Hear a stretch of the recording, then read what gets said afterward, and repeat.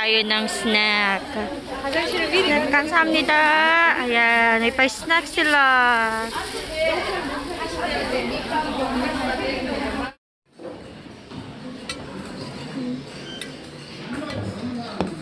매운 거 먹어야지.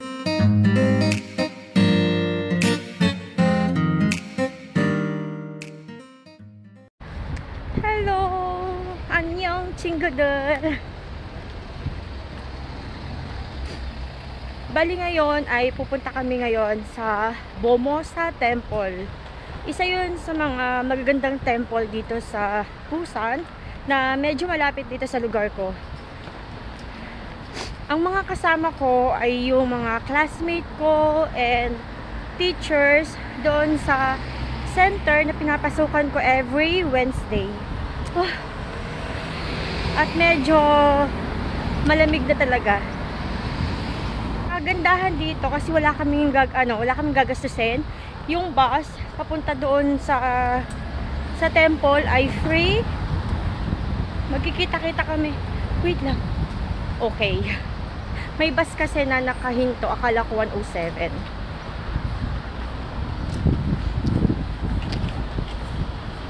Magkikita-kita kami doon sa may center mismo. Tapos nandoon yung bus. So, sabay-sabay kami pupunta ng Bomosa Temple.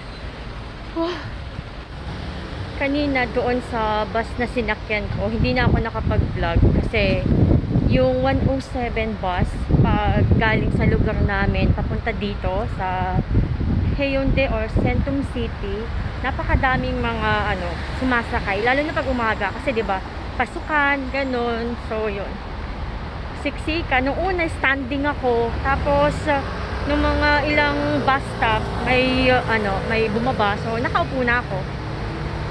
At hindi ko alam kung nasaan yung sasakyan.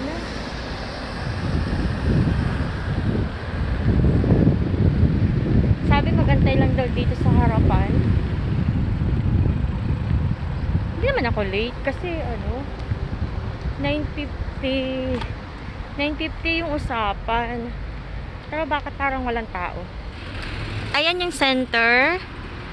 Ano siya? Haeundae Munhwa Book-hap Center. Ayan.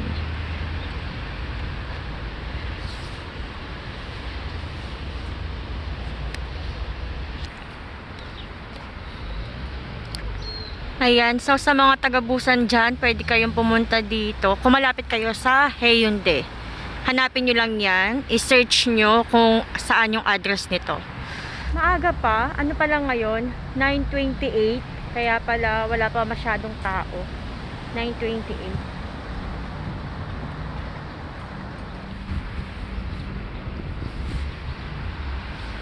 Yung building na to guys ay hindi lang siya hindi lang siya Korean Center. Marami din diyan mga nakarent na ibang mga like gym, meron yan diyan. So halo-halo. Ito, coffee shop yan. Pag masyado kayong maaga, pwedeng pumasok dyan sa loob. Hindi na ako aakit sa taas kasi dito naman daw sa baba mag-aantayan. Tayo ng snack. 감사합니다. Ayan, may pa-snack sila.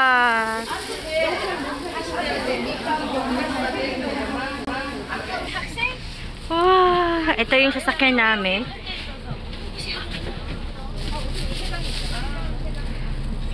Dito na kami sa bus and kanya-kanyang upo na lang to.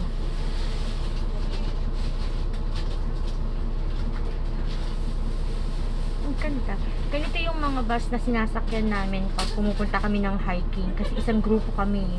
Ganito kalaki. Andun pa yung mga classmate namin kasi nagpipicture-picture sila.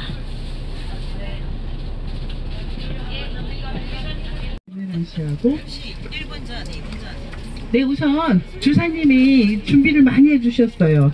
네, 인사 말씀 한번 해주세요. 반갑습니다. 코로나가 끝나고 우리 2019년 이후에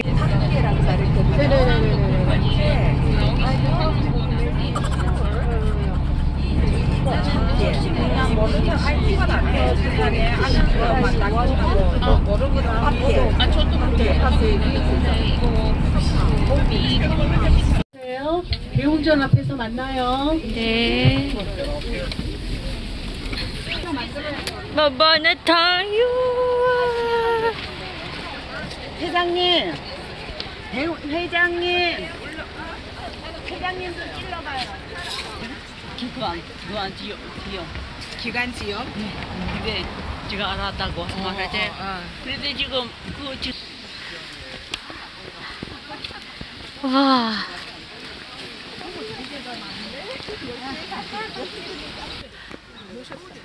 Last na punta ko dito guys ay nung 2018 pa. So sobrang tagal na.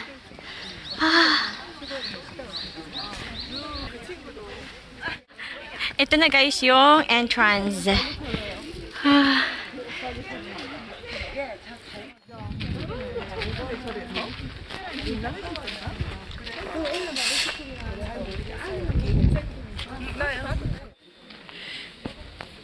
Oh, wala nang tubig.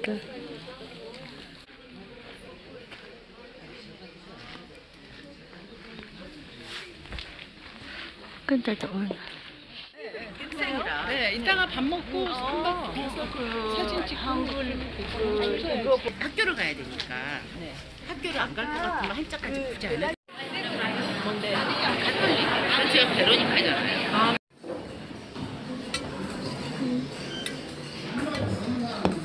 매운 거 먹을 수 있어요? Masarap din sila guys. Pati yung soup, okay lang.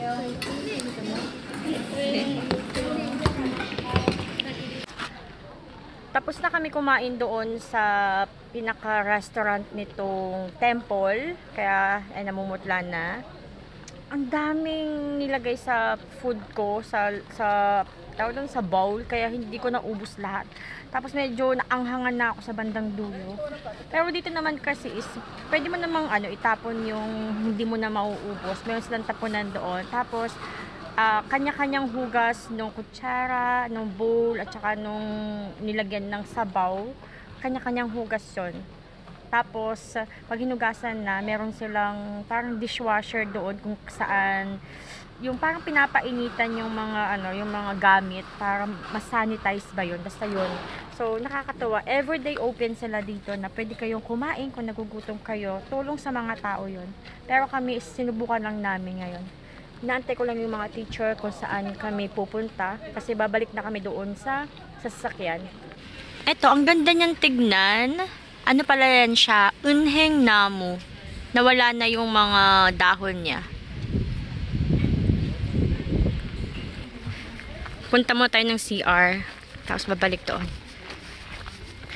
Andun pala yung CR. Sana wag akong iwan. Sabagay, may mga teacher pa doon. Ayun.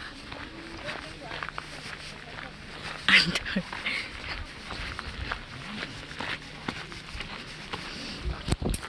Mag-ano tayo? Mag-lipstick tayo doon sa CR. And naiihi din ako. Tomorrow for sure. Kahapon guys, hindi ko na natapos yung aking pag-vlog doon sa pinasyalan ko. Kasi, ewan ko, tinamad na lang bigla mag-vlog ulit. Kasi nung pauwi na ako, di ba sumakay kami ng bus, papunta ulit doon sa center. Sumakay kami doon. Nung papunta na kami nga doon sa center, nakatulog ako. Ang sarap ng tulog ko. Pero wala pa namang 1 hour yung biyahe namin mula doon sa Bomosa Temple, papunta doon sa center. Wala pang 1 hour, pero nakatulog talaga ako. Tapos, ayun, pag baba namin sa center, sumakay agad ako ng bus. Pabalik naman dito sa bahay namin, sa lugar namin. Ngayon, ay pupunta ako ng Midzi Mart. May bibilihin lang ako.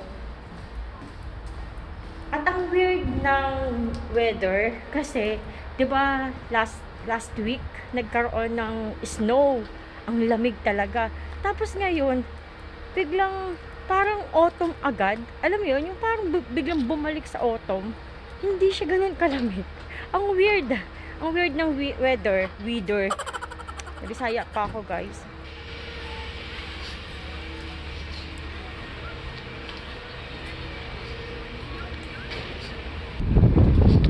Ang sarap ng hangin. Ang lakas, pero hindi siya malamig. Sakto lang. Ganda ng kulay, oh. Iba-iba. Parang autumn. Back to autumn. Medyo makapal yung sinuot ko kasi akala ko malamig. Hindi naman pala. Takot na takot sa lamig eh. Nice! Oh, may mga Christmas lights na doon.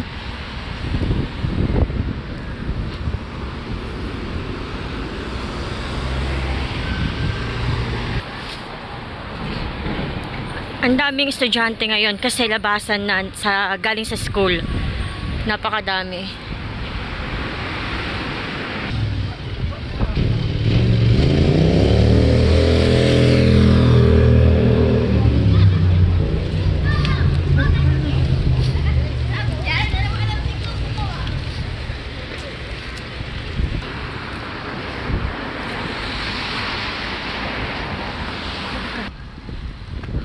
Ang sarap ng hangin.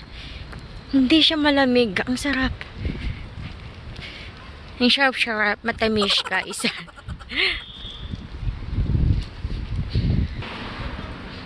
Kunin na lang natin to. Hindi nakaayos. Hindi binalik ng maayos ng customer.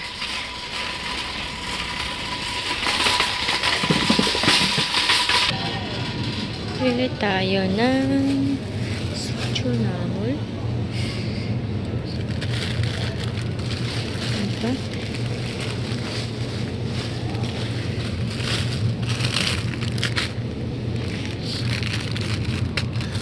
Bakit isa na lang itong sucunamol? Isa na lang siya.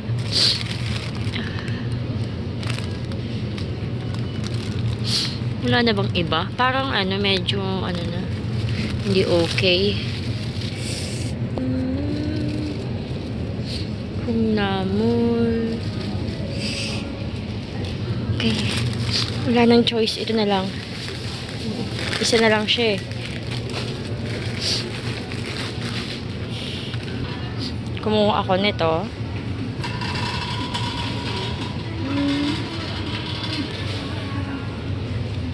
$4,500. Medyo dami. Bumili ako nitong piatos. 1,001 isa. Bali sa peso ay siya, 43 pesos. Mabenta to dito sa Korea. Yung binibilhan ko na store, madalas tong sold out. Kaya bumili ako dalawa. May barbecue flavor din to. 3 yung flavor na available. Itong original ay cheese.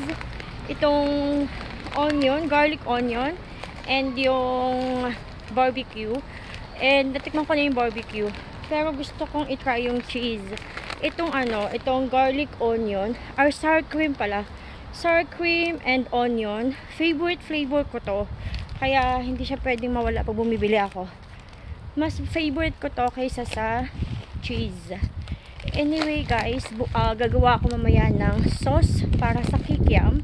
Pero yung gagamitin ko ay hindi kikiam. Kasi yung frozen food na galing Pilipinas ay medyo may kamahalan dito sa South Korea. So, kailangan kong magtipid and kailangan kong humanap ng alternative na pwede kong kainin na parang Pilipinas din. Parang kailangan natin magtipid, guys. So, yun. Ang gagamitin ko ay yung fish cake na lang, yung bilog-bilog. Yun na lang gagamitin ko.